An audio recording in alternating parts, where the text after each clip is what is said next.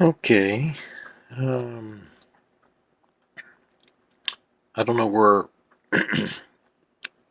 all of these things come from or why I feel compelled to write them and read them. And I'm not sure when I wrote this, but I did enjoy writing it and I enjoy reading them.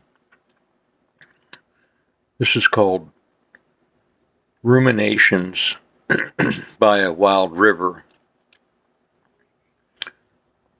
On the edge of boundaries where I find my open door, out where faint intersection provides both wall and shore, window pane of plain perception, framed by unbound wonder, a fur world always beckoning, but yet can be torn asunder by childish word or gameplay, unguided by seasoned yore, that we are solely brought here to observe and not to ignore.